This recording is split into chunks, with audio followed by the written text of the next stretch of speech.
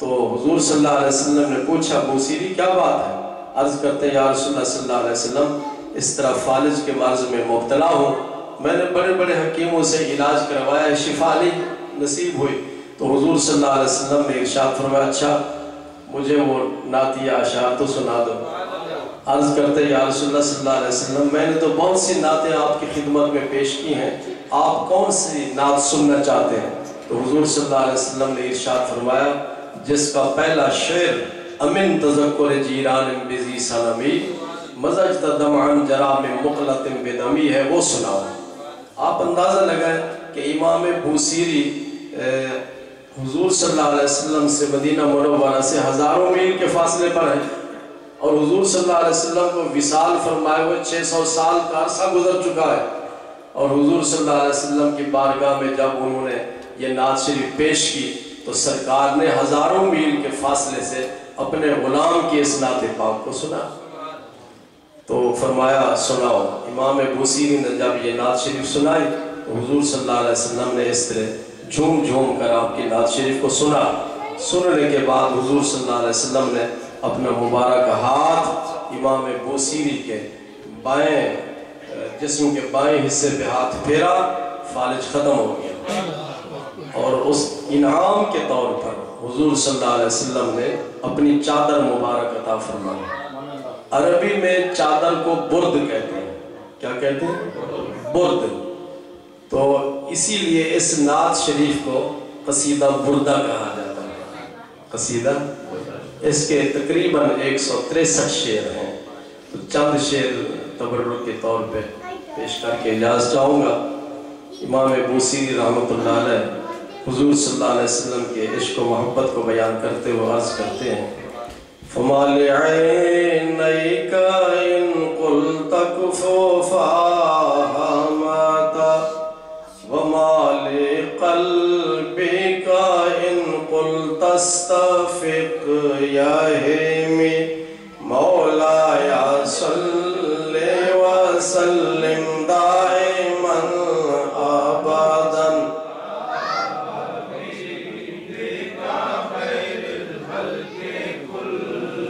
یہ جو شعر ہے مولا صلی اللہ علیہ وسلم، یہ امام بوسیری کا شعر نہیں ہے، یہ کسی اور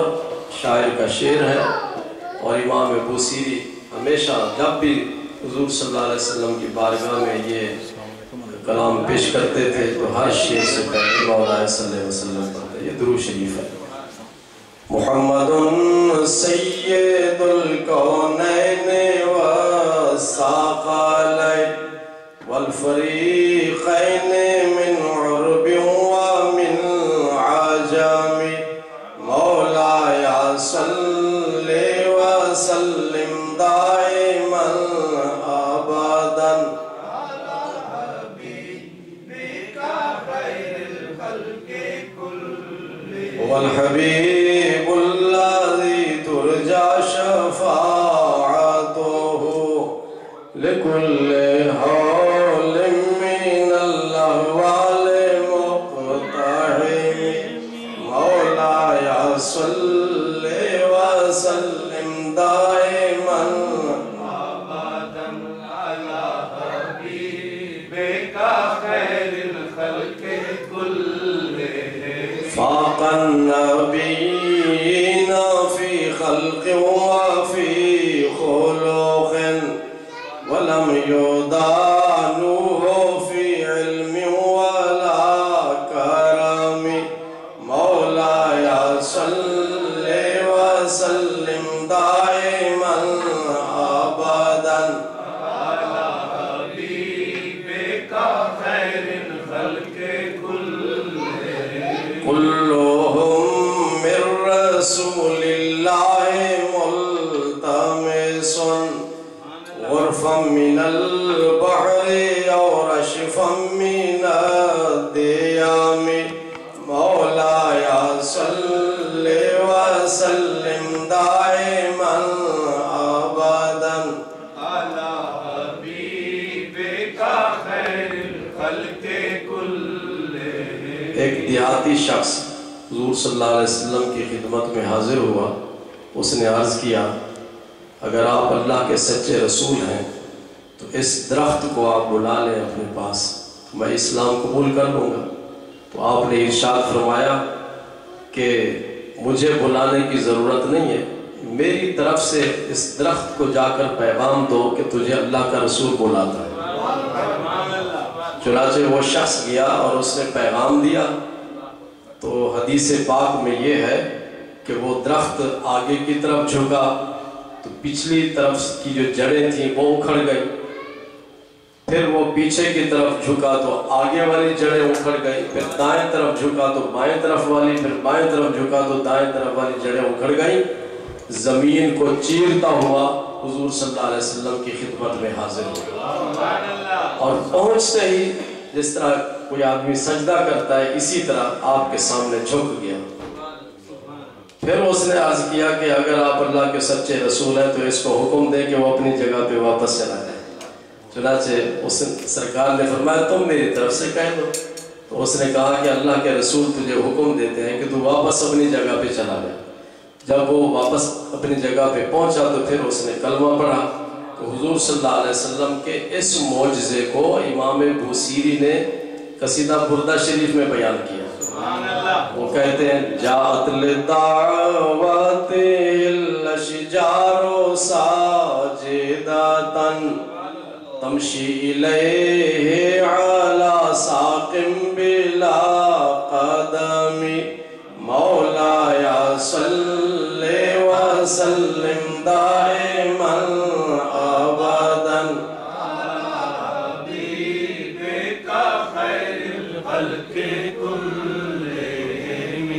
جب وہ پڑھ رہے تھے تو ہر شعر کے مقصد دو مصرے ہوتے ہیں، دو حصے ہوتے ہیں ہر شعر کے۔ تو انہوں نے ایک شعر پڑھا فَمَبْلَغُ الْعِلْمِ فِيهِ أَنَّهُ بَشَرٌ، میری ریسرچ یہ ہے کہ آپ تمام انسانوں سے افضل ہیں، تمام انسانوں سے افضل ہیں۔ تو نقیبی صاحب وہ آدھا شعر پڑھ کے رک گئے۔ حضور صلی اللہ علیہ وسلم نے ارشاد فرمایا شعر مکمل کرو۔ عرض کرتے یا رسول اللہ صلی اللہ علیہ وسلم میرے ذہن میں وہ الفاظ نہیں آ رہے کہ میں اپنے شعر کو مکمل کروں۔ یہ بات یاد رکھیں، شاعر اس وقت شعر کہتا ہے جب اس پر خاص قسم کی کیفیت طاری ہوتی ہے، خاص قسم کی کیفیت طاری ہوتی ہے تو پھر شعر کہتا ہے۔ جب وہ کیفیت ختم ہو جاتی ہے تو پھر وہ شعر نہیں کہہ سکتا۔ اگر شعر ہر شخص کے لیے اس میں سہولت ہوتی تو پھر ہر شخص شاعر ہوتا۔ تو یہ بات ذہن میں رکھیں کہ جب خاص قسم کی کیفیت طاری ہوتی ہے تو آدمی شعر کہتا ہے، جب کیفیت ختم ہو جاتی ہے تو ایک شعر بھی نہیں کہہ سکتا۔ تو امام بوصیری نے عرض کیا یا رسول اللہ صلی اللہ علیہ وسلم میں نے آدھا شعر تو کہہ دیا ہے، اب آدھا جو شعر ہے وہ میرے ذہن میں نہیں آ رہا۔ تو حضور صلی اللہ علیہ وسلم نے کرم نوازی فرمائی، اپنی طرف سے لفظ عطا فرمائے اور ان کے شعر کو مکمل کیا۔ وہ شعر یہ ہے فَمَبْلَغُ الْعِلْمِ فِيهِ أَنَّهُ بَشَرٌ وَأَنَّهُ خَيْرُ خَلْقِ اللَّهِ كُلِّهِمْ کہ بوصیری تو یہ کہتا ہے کہ میں تمام انسانوں سے افضل ہوں، میں صرف انسانوں سے افضل نہیں بلکہ اللہ کی تمام مخلوق سے افضل ہوں۔ فَمَبْلَغُ الْعِلْمِ فِيهِ أَنَّهُ بَشَرٌ وَأَنَّهُ خَيْرُ خَلْقِ اللَّهِ كُلِّهِمْ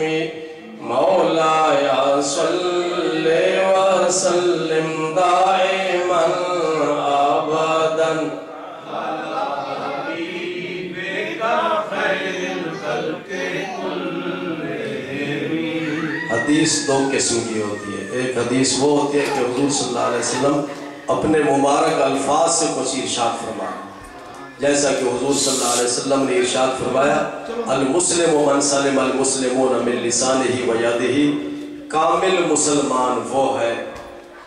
جو جس کی زبان سے جس کے ہاتھ سے دوسرے مسلمان محفوظ رہے، وہ زبان سے کسی مسلمان کو تکلیف نہ پہنچائے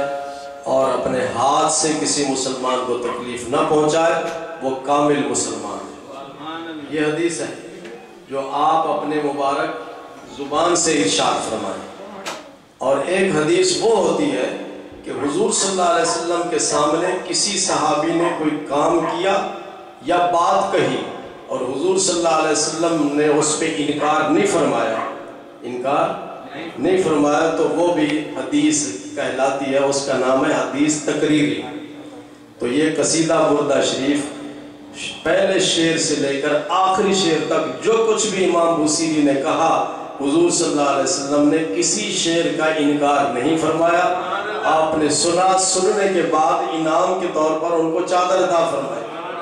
تو یہ سمجھ لو کہ قصیدہ بردہ شریف بھی حدیث تقریری ہے۔ آخری شعر میں عرض کر رہا ہوں، اہل بیت کی شان میں فرماتے ہیں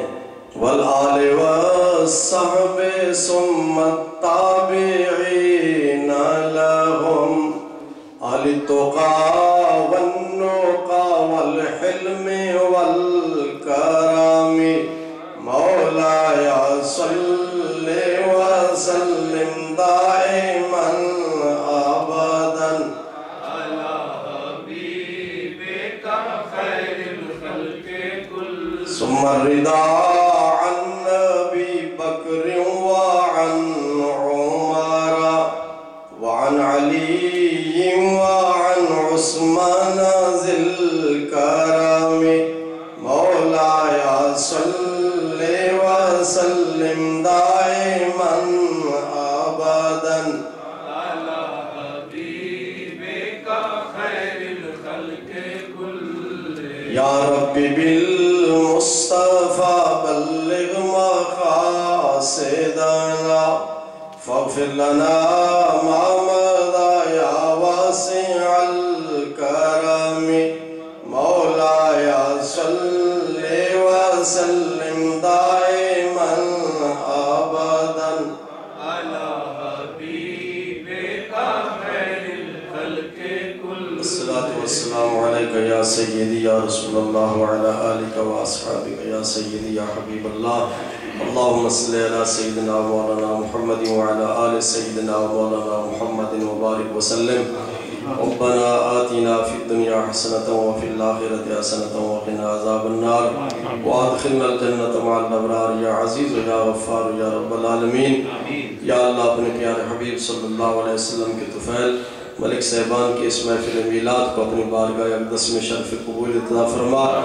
نبی پاک صاحب الاولاق صلی اللہ علیہ وسلم کے وسیلہ جلیلہ سے اس گھر میں خیر و برکت عطا فرما،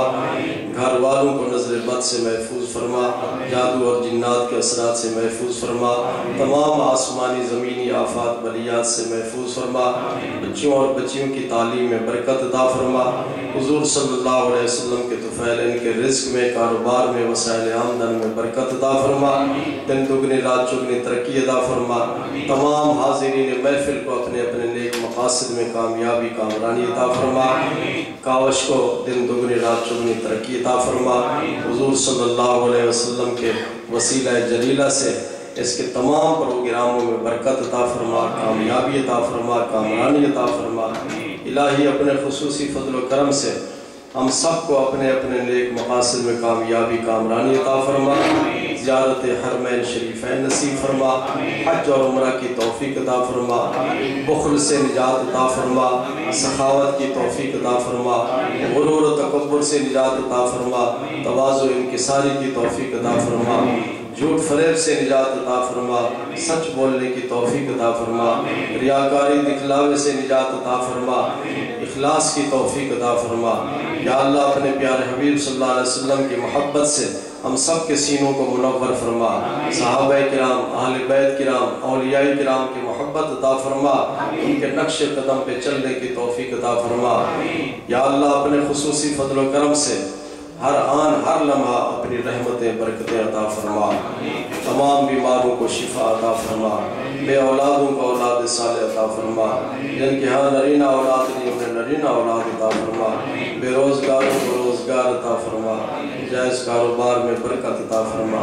یا اللہ اپنے خصوصی فضل و کرم سے تمام حاضرین کو اپنے اپنے نیک مقاصد میں کامیابی اور کامرانی عطا فرما۔ جن حضرات اور خواتین نے دعا کے لیے کہا ان سب کی نیک خواہشات کو پورا فرما۔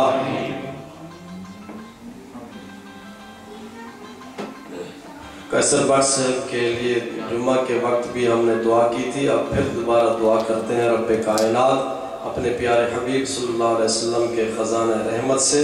اور اپنے خزانہ رحمت سے ان پہ رحم فرمائے اور ان کو صحت اور تندرستی عطا فرمائے اور ان کی تمام جسمانی روحانی بیماریوں کو دور فرمائے۔ جناب میرا غلام حیدر صاحب حضور داتا گنج بخش رحمۃ اللہ علیہ کی ذات پاک کے حوالے سے جو محنت اور کوشش کر رہے ہیں اس کو قبول و منظور فرمائے۔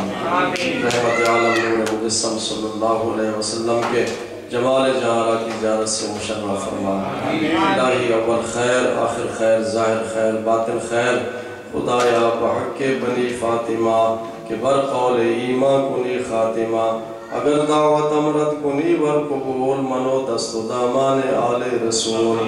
ربنا تقبل منا بحق گنج بخش فیض عالم۔